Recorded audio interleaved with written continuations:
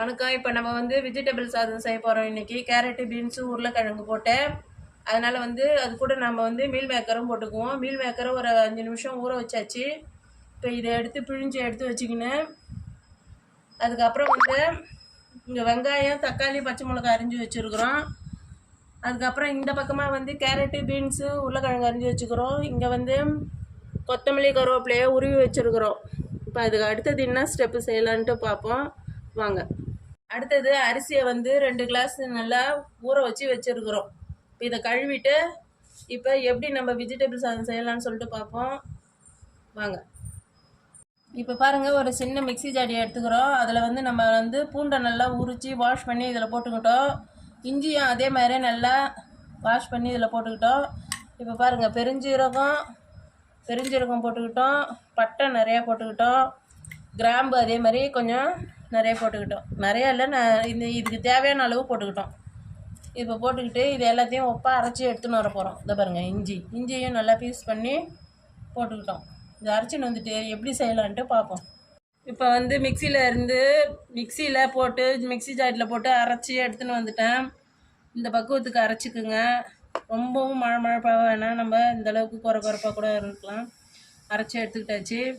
இப்போ இதை வந்து எப்படி செய்யலான்னு பார்ப்போம். நம்ம வந்து ஒரு குக்கரை வச்சுட்டோம்.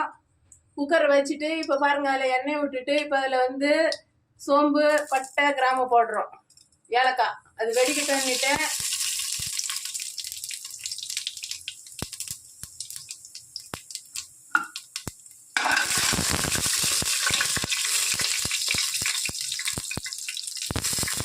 வெங்காயம், தக்காளி, எல்லாம் பச்சை மிளகாய், 2 பச்சை மிளகாய் தான், ரொம்ப தொடக்கூடாது, காரத்துக்கு போட்டு நல்லா இதை வந்து வதக்கணும்.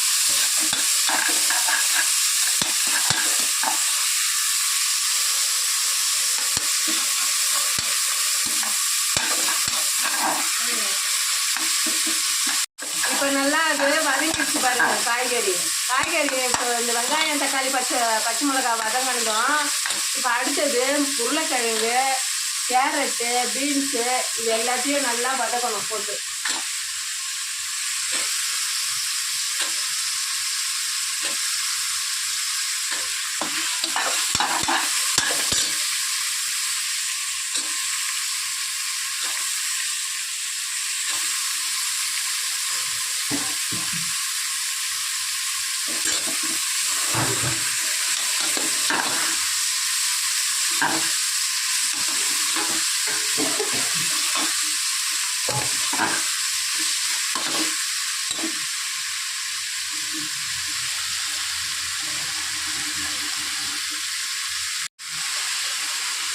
இப்போ கொஞ்சமாக மஞ்சள் பொடி போட்டுக்கணும்.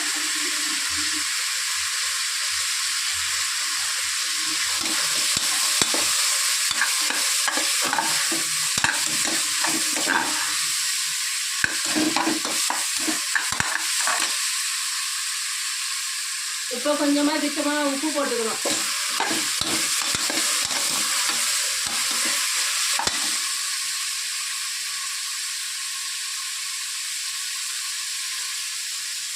இப்போ வந்து கருவேப்பிலை, கொத்தமல்லி நல்லா கழுவிட்டு அதை நல்லா பொடியாக நறுக்கி வச்சிங்கன்னா அதையும் போட்டு நல்லா வதக்கணும்.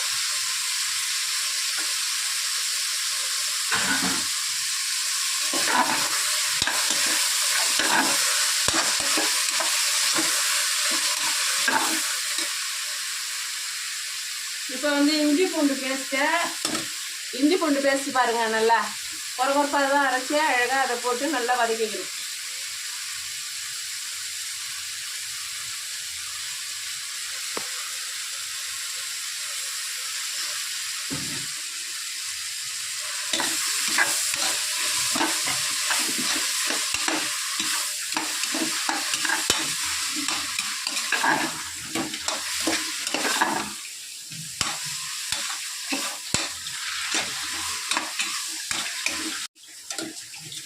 இப்பயே நல்லா ஜம்முன்னு வாசனை வந்துடுது பாருங்க. நல்லா வாசனை, பிரியாணி வாசனை, மட்டன் பிரியாணி வாசனை வருது. இப்போ நம்ம ஊற வச்சிருக்கிற மீல் மேக்கரை நல்லா புழிஞ்சிக்கணும். புழியாமல் போட்டோம்னா சதன்னு ஆகிடும். நல்லா புழிஞ்சிட்டு அதை போடணும்.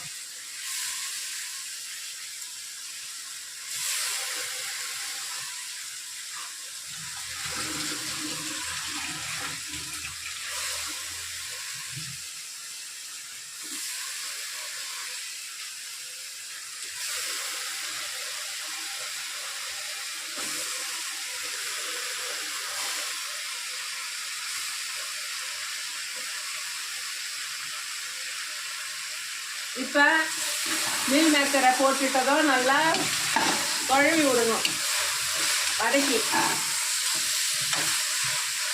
அதையும் நல்லா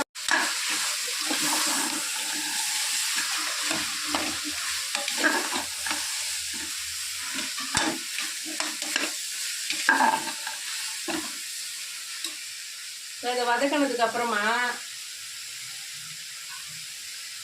இங்கே பாருங்க.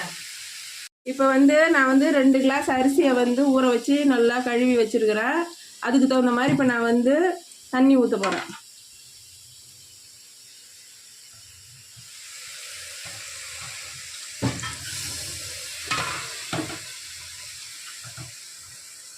ரெண்டு 3 4 5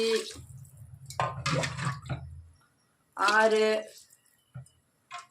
ஒரு அரை கிளாஸ் எக்ஸ்ட்ரா. ஏன்னு கேட்டிங்கன்னா உருளைக்கிழங்கு மீல் மேக்கரு தண்ணி குடிக்கும், அவ்வளோதான். காரத்துக்காக கொஞ்சோன்னு மசாலா தூள் கொஞ்சம் போட்டுக்குவோம். கார மிளகாத்தூள் போட்டுட்டு ஆச்சி மசாலா தூள் கொஞ்சம் போட்டுக்குவோம்.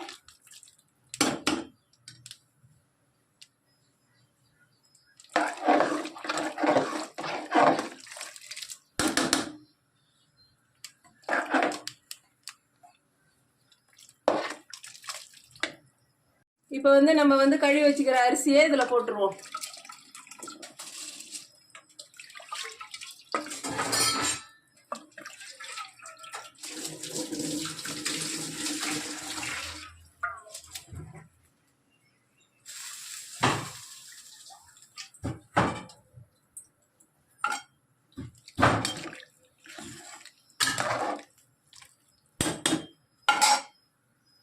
இப்போ குக்கரை நம்ம மூடிட்டு கரெக்டாக நம்ம அரிசியை ஊற வச்சதால 3 விசில் வச்சா போதும். இப்போ பாருங்க, நம்ம 3 விசில் வச்சு இந்த குக்கரை ஓப்பன் பண்ண போகிறோம். இப்போ ஓப்பன் பண்ணிடுவோம். பாருங்க, இது எங்கள் வீட்டில் இருக்கிற சமையல் அரிசி தான். இது அதிலே செஞ்சிட்டோம் நாங்கள். எப்படி இருக்கு பாருங்க, பலபலன்னு.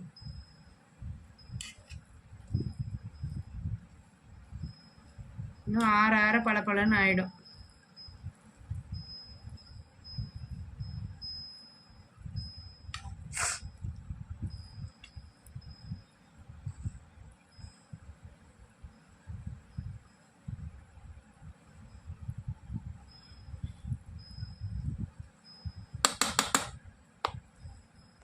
பாருங்க, கொஞ்ச நேரம் ஆனதும் நல்லா பலன்னு ஆகுது பாருங்க.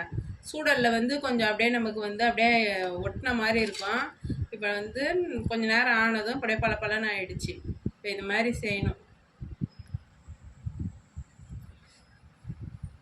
இப்போ பாருங்க, நம்ம வீட்டில் செஞ்ச வெஜிடபிள் பிரியாணி. வெஜிடபிள்லே இது போட்டிருக்கோம், நம்ம மீல் மேக்கரும் போட்டு கலந்து செஞ்சுருக்கோம். கேரட்டு, பீன்ஸு எல்லாம் போட்டு அது கூட கொஞ்சோண்டு மீல் மேக்கரும் போட்டு செஞ்சுருக்குறோம். பார்க்குறதுக்கு அப்படியே நல்லா மட்டன் பிரியாணி வாசனை வருது. நல்லா சூப்பராக இருக்குது. இதேமாரியே செஞ்சு சாப்பிடுங்க. நன்றி, வணக்கம்.